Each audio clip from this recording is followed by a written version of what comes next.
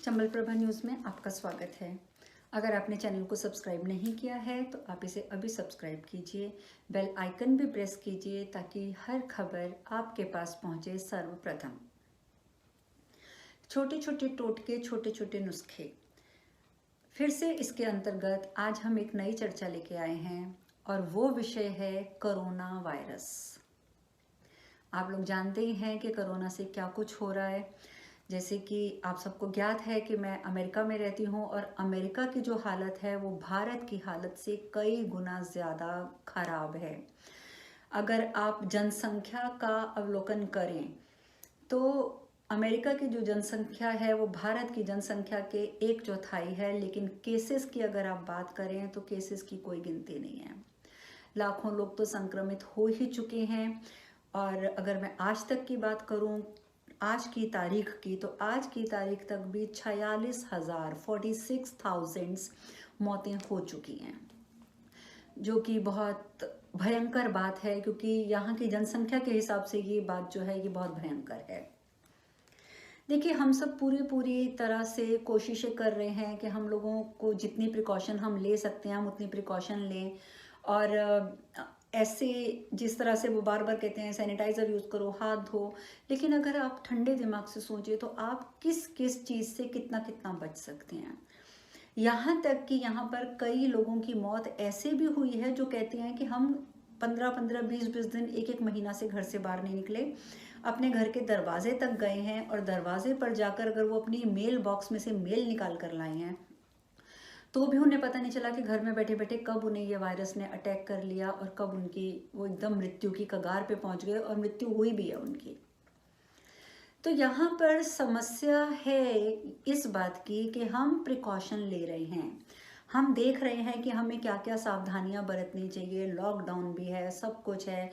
जैसे आप तो जानते हैं यहाँ पे तो स्कूल भी 1 साल के लिए बंद है। अब तो स्कूल भी कहते हैं कि अगले साल खुलेंगे, इस साल तो खुलने की कोई उम्मीद ही नहीं है। काम धंधे सब बंद हैं, लेकिन उसके बाद भी लगातार केसेस बढ़ रहे हैं, लॉकडाउन के बाद भी केसेस बढ़ रहे हैं।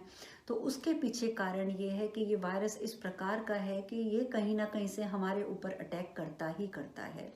गलती से किसी की हाथ भी लगे हुए हैं उस पेशेंट के तो ये समस्या आ जाती है। यहाँ तक कि आप जानते हैं कि ये तो ऐसा वायरस है कि जो डेड बॉडी में से भी निकल के दूसरे के ऊपर अटैक कर रहा है।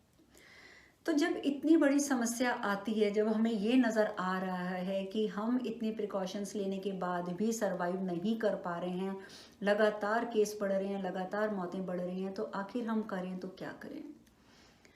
देखिए, वैसे तो आप जानते हैं कि आयुर्वेद में सबसे ज़्यादा जो ध्यान दिया जाता है वो ध्यान दिया जाता है कि अपने अंदर जो हमारी तीन प्रकृतियां होती हैं, जो वात, कफ और पित्त, इन तीनों का अगर बैलेंस इक्वल चलता रहे, तीनों में से कोई भी कम या ज्यादा ना हो, तो किसी प्रकार का भी वायरस हम पर बहुत जल्दी अटैक नहीं करता।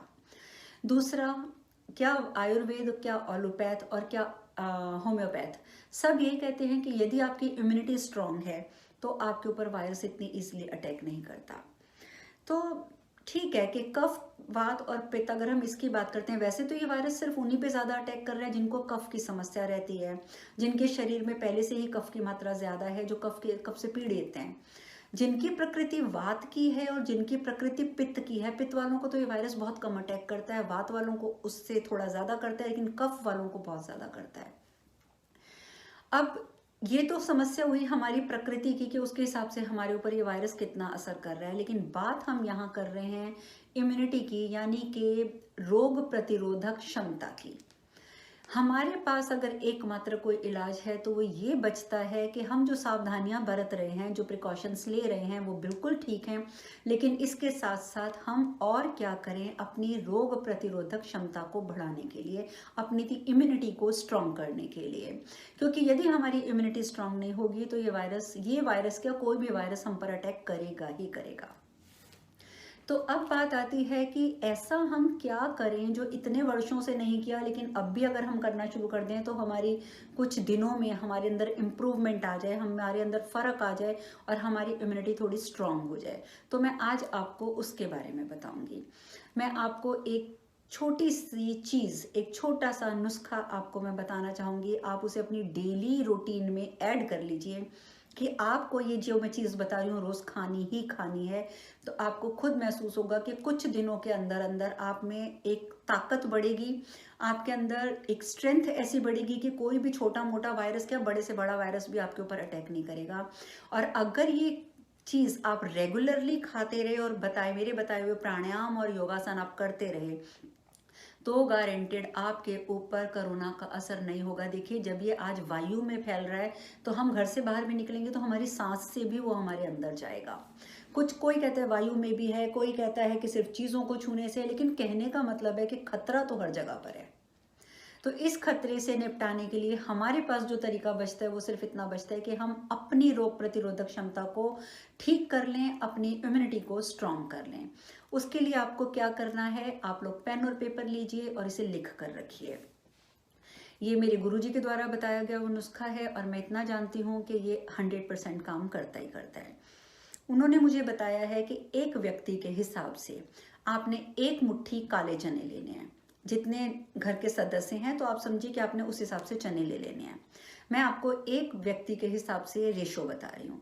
एक मुट्ठी चना, काला चना आपने रात को भिगो देना है और सुबह आपने जब उसको पकाना है, आप अगर प्रेशर कुकर में पकाते हैं तो भी, पतीले में पकाते हैं तो भी, आपने उस भीगे हुए एक मुट्ठी चने में 10 ग्राम डालना है काट कर अदरक, 5 ग्राम डालनी है आपने उसमें दालचीनी, एक उसमें आपने लौंग डालनी है, एक लौंग या 2 लौंग आप डाल सकते हैं, और 1 ग्राम के आसपास आपने उसमें काली मिर्च डालनी है, 1 चम्मच आपने उसमें जीरा डालना है, क्यूमिन सीड जिसको बोलते हैं जीरा, और थोड़ा सा आपने गुड़ का टुकड़ा डालना है उसके अंदर, और अपने स्वाद के अनुसार आपने उसमें काला नमक या सेंधा नमक डालना है। टेबल सॉल्ट नहीं डालना है, आयोडाइज्ड टेबल सॉल्ट नहीं डालना है। तो ये सब चीज़ों को आप इकट्ठा बॉईल कर लीजिए। जब ये पूरा एक किस्म से सूप की तरह बन जाएगा ये सब चीज़ों का, जब ये सूप तैयार हो जाए, आपने इस सूप को रोज़ गरम गरम पी लेना है, और जो इसके अंदर एक मुट्ठी चने के दाने हैं उनको आपने चबा चबा कर खा लेना है। इतना भर करने से कुछ दिनों के अंदर आपकी इम्यूनिटी में एक ड्रास्टिक चेंज आएगा। आप लोगों की इम्यूनिटी इतनी स्ट्रांग हो जाएगी कि ये सब चीज़ें आपके ऊपर कोई असर नहीं करेंगी। एक तो ये आपने करना है। दूसरा, आप डीप ब्रीदिंग के साथ प्राणायाम कीजिए, मतलब प्राणायाम डीप ब्रीदिंग का कीजिए। डीप ब्रीदिंग का प्राणायाम आप कैसे करेंगे, आप सांस भरिए, नीचे से ऊपर तक खींचते हुए सांस भरिए, ओम, और म पे आपने छोड़ देनी है, मुंह बंद कर लेना है। ओ पे आपने सांस भरनी है, म पे आपने बंद कर देना है मुंह, उसके बाद आपने सांस छोड़ दी है। इस तरीके की डीप ब्रीदिंग कीजिए। और उससे भी एक बेटर मैं इलाज बता देती हूँ। यदि आप अपने बीच के चक्रों का जाप, बीच के चक्रों का मतलब अपने नाभि चक्र से आप शुरू होइए रम, इसके बाद पहुँचिए आप यम, इसके बाद हम, और इसके बाद ओम। ये जो 4 चक्र हैं, आप यदि इन 4 चक्रों का जाप डीप ब्रीदिंग के साथ रोज करते हैं तो इसका आपको बहुत बहुत बहुत अच्छा फल मिलेगा। आप ऐसे ही इकट्ठा बोल सकते हैं, रम यम हम ओम, रम यम हम ओम, रम यम हम ओम। इस प्रकार से जब आप इसका रेगुलर जाप करेंगे, इसके साथ साथ आपकी ब्रीदिंग हो जाएगी, ये आपकी इम्यूनिटी को बहुत ज़्यादा स्ट्रॉन्ग करेगा। इसके सिवा आपने सोते समय नाभि में सरसों का तेल डालना ही डालना है। आप कॉटन को तेल में भिगोइए, उसको नाभि पे रख लीजिए, ऊपर टेप लगा दीजिए, टेप नहीं है तो 20 मिनट के लिए सीधे लेट जाइए, ताकि वो रुई जो आपकी भीगी हुई है सरसों के तेल के अंदर, वो पूरे तरीके से उसका असर जो है वो आपके नाभि में पहुंच जाए, आपके शरीर के अंदर पहुंच जाए। नाक में और कान में तो मैं वैसे ही बोलती हूँ कि आप जब भी नहा के निकलते हैं तो नाक और कान में सरसों का तेल अवश्य लगाइए, अपने बाथरूम में रखिए। जब आप नहा के निकलें तो आपने बाथरूम में से ही नाक में और कान में तो ये तेल लगाना ही लगाना है। नाभि में भी एक बार तब भी लगा लीजिए, एक बार रात को भी लगा लीजिए। तो ये हो गया, आपको मैंने सूप बता दिया, एक मैंने आपको प्राणायाम बता दिया, एक आपको मैंने जाप बता दिया, और आपको मैंने सरसों का तेल का बता दिया। इसके साथ साथ आप टाइम निकाल कर, वैसे तो आजकल टाइम ही टाइम है, 20 मिनट आप योगासन ज़रूर करेंगे। अगर आप 20 मिनट, आपको डिफरेंट टाइप के योगासन आते हैं तो आप वो योगासन अवश्य करिए। स्ट्रेचिंग ज़रूर करिए, ताड़ासन वगैरह की जो स्ट्रेचिंग होती है, लेट के खड़े होके दोनों तरीके से।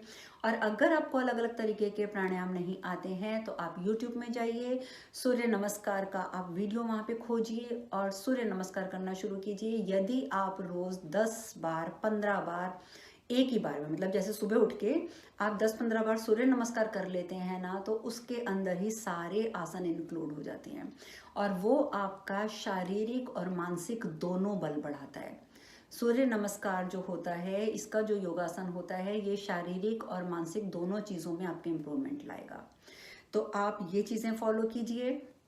उसके बाद आप मुझे खुद बोलेंगे कि कोरोना ने आपको नहीं रुलाया, आपने कोरोना को रुला दिया है और कोरोना आपसे दूर हो गया है। और ये आप आजमा के देखिए, आपको ज़रूर ज़रूर ज़रूर पता चलेगा कि इससे कितने ज़्यादा बेनिफिट मिल रहे हैं। कोरोना तो आज है, कल ख़त्म हो जाएगा, लेकिन अगर आपने अपनी रूटीन में ये चीज़ें डाल ली तो आप ज़िंदगी में कभी बीमार नहीं पड़ेंगे। कभी का मतलब कभी बीमार नहीं पड़ेंगे। ये आपकी इम्यूनिटी को, आपकी रोग प्रतिरोधक क्षमता को इतना बढ़ा देगा कि बस आप सोचते ही रह जाएंगे। अब ये करना है या नहीं करना, ये आप स्वयं विचार कीजिए। तब तक के लिए हरे कृष्णा, नमस्कार।